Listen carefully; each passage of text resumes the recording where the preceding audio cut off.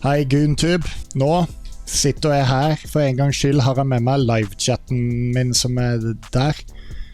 På Twitch, for jeg live. Linken i beskrivelsen hvis dere vil se den når jeg live. Men foran meg her har jeg en Biola-yoghurt med blåbærsmak. Og jeg har frokostjus. Og det skal jeg nyte, men jeg trenger noe gøy å se på. Så vi skal se på noe så sykt som en video med Sklier.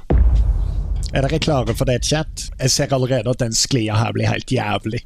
This is the world's most insane slide. And this is just one of 20 extreme slides included in this video. Every new slide increases Alle Sklier i barnehager jo ekstreme. the fear factor. Starting with the most tame of them all at number 20, the Sky Slide, which connects floors 70 and 69 of the US Bank Tower in Los Angeles. Damn, that's high! While it may only take 4 seconds, if you're scared of heights, even the first slide might be too much to handle. Det jo litt... That I love that. Se på det der det sklir fra... Du, den der hadde ikke jeg stolt på et sekund. Lett. Perched a dizzying 1,000 feet above the streets of downtown LA, this see-through slide gives riders a true 360-degree experience. And that includes looking straight down. It takes a special kind of courage to trust a suspiciously transparent surface. But tenk å overnatte inni den Sklier. The view is totally worth it. Holy fuck, det Maze Bank, den har jeg vært oppe og GTA faktisk. To take on the Insano, crowned the current fastest water slide in the world. Found in Brazil's beach park. Det der jo magersuget. Jeg tør ikke å ta magersuget. Har noen av dere tatt det i Bø? Fortaleza. This thing towers 135 feet above the ground. That's the equivalent of sliding down a 14-story building.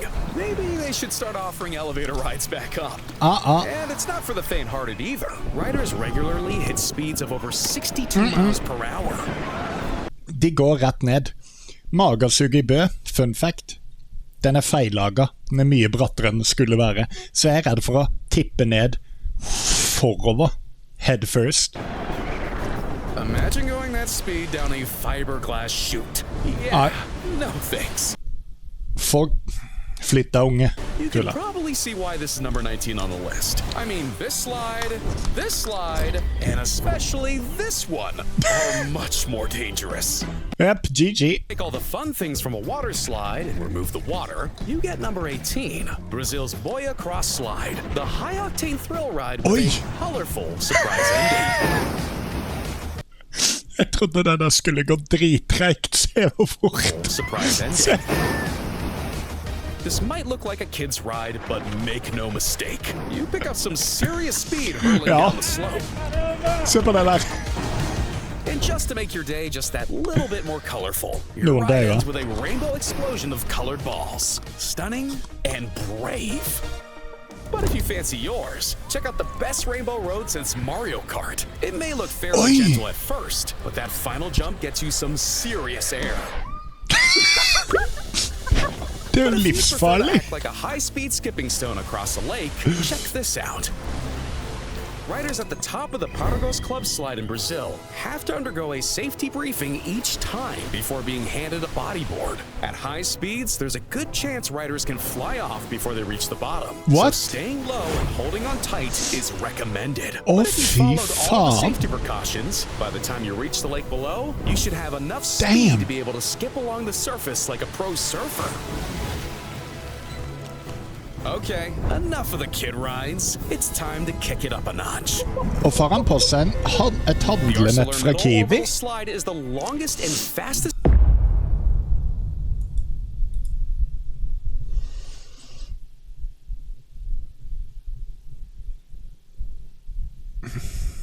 Har noen av dere spilt i det spillet hvor dere lager fornøyelsesparker?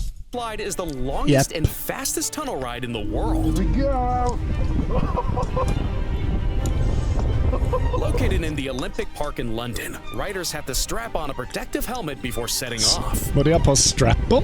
From high-speed moments of pure darkness to high-altitude glimpses of the London skyline, you have to ride it several times just to take it all in. But if extreme is more your style, how about this full-throttle twist on an old favorite? The K90, an extreme tubing hill in Utah that riders need to qualify and sign a waiver for. It might not look like it, but this thing slides just like snow. And those inner tubes, those circular death traps, gain some crazy speed on the way down. In fact, riders can reach speeds of up to 50 miles an hour. And not always while facing forwards. You really have no control which way your tube will spin as you hurtle down. The euphoric rule is well worth the long walk back to the top. But what happens when your version of fun is only available the day after an extreme weather event? And action. Okay. This water slide in the Philippines is 100% free. There's only one catch. There's no fiberglass, no safety measures, not even a lifeguard. It's actually nothing more than a concrete spillway after a flood. But it Driver det og sklir på betong? doesn't stop those with a sense of adventure and a La meg smake på jusen. Den var god. healthy immune system from turning this natural attraction into a thrill slide with a twist. If you've got enough balance, you can stay standing while you surf down the slope. But everyone that reaches the bottom is met with churning backwash in the shallow pool. Fan, And det it's er a gøy. slow trek back up the slope to do it all over Tenk at again. Trine Some slår might argue bak. that flying is just as fun as falling, and this next slide would definitely agree. Det der ser faktisk dritgøy Warning ut. before we go any further. Things have been pretty tame up until now, but every slide from here on out could cause some serious injury if you're not careful, or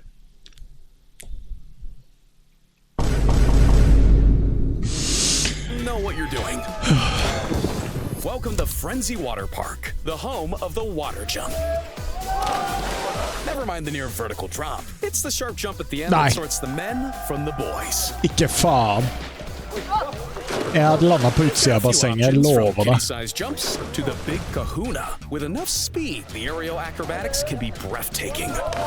What? One wrong move, and you've got a one-way ticket to belly flop town. Yep, that'll probably leave a mark. Døds. But if you thought the chance of bruising was high on this slide, wait till you see what we have in store for number 11. Det der er jo faen meg The barnehagesklier. slide at Mammoth Park was either designed by an intern engineer or a sadistic evil genius.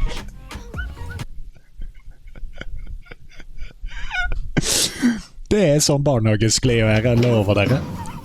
Now, I know some adrenaline junkies will say there's no such thing as too fast, but this slide might just be the exception. Every rider that dares puts themselves through this torture accumulates a ridiculous amount of speed way too soon, making the bottom section of this slide Jeg kunne ha sett på en hele jævla video. a painful experience. Even Spider-Man comes out a distant second best against this slippery dip from hell. And I guess the designer of this slide was also hired to build this next nightmare machine, a slide notoriously known as the backbreaker. It's number 10, and if you value your spine or the ability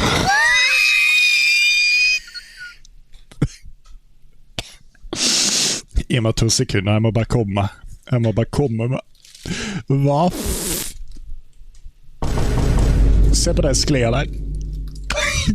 Hvis du får et hopp på den første der, så lander du jo faen meg på kanten. the walk afterwards, you may want to rethink this one.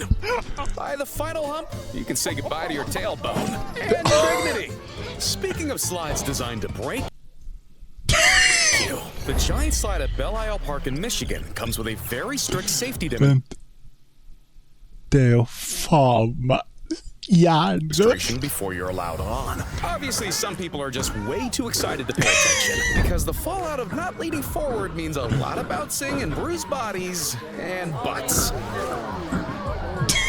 In fact, watching people bounce around has become a favorite pastime of everyone visiting the park. And wipeouts are so common, you can be sure that if you make a fool of yourself, it'll probably end up on YouTube. I mean, just look at them, time and time again. But what about a slide for the truly indecisive? This three-way slide has more possibilities than sense. But make up your mind too late and the consequences can be, well, painful. But for a Japanese slide that truly is dangerous, number 7 will blow your mind and your back out. Nicknamed by locals as being Japan's most dangerous slide, and a long casualty list of people that thought they could tame the steel beast. It's earned a fearsome reputation that few dare to challenge. At 200 feet long, the cage and guardrails probably give riders a false sense of security as they quickly pick up some serious speed. By the time you realize, there's nothing you can do. You've reached terminal velocity. Suddenly, the guardrails disappear and it's just you with a straight drop into a short runway. Most people rocket out of the bottom at incredible speeds, shooting straight off the park and into the sidewalk below. This is one slide that could definitely use a ball pit. But what happens when you remove the guardrails on slides with sharp corners? You get this. The whiplash-inducing death trap that's somewhat approved for kids. If you want to test out your ragdoll physics, this is the best way to guarantee you some uncontrollable airtime. Det der, hvorfor sensurerer du det? Next at 5 is a cross between a Hot Wheels De blir verre.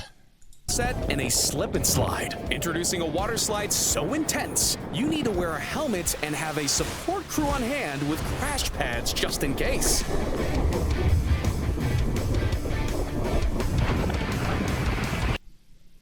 En vanskelig med loop.